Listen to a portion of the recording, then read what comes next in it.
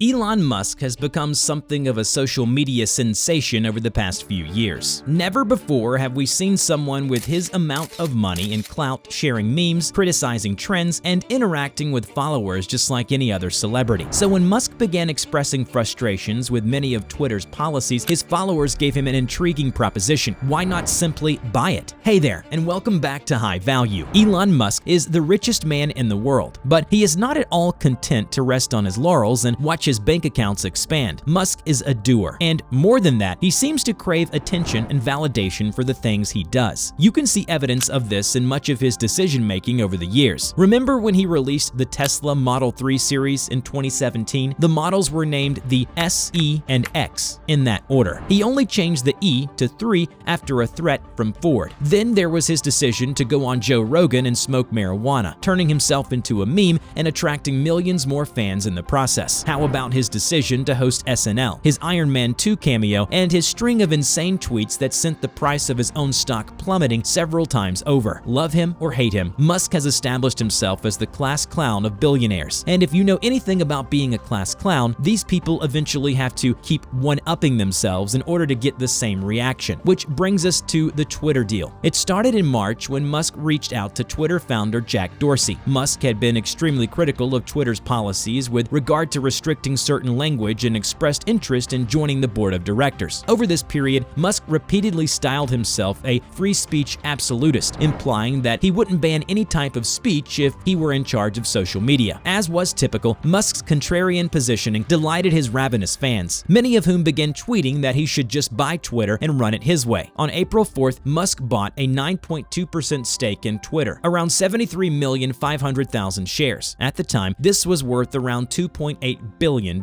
Though he had the clout and shares to join the board, Twitter CEO Parag Agrawal tweeted that Musk would not be joining the board. Musk had been publicly rebuffed, so he raised the stakes. This came when he offered to buy Twitter at $54.20 a share, or roughly $43 billion.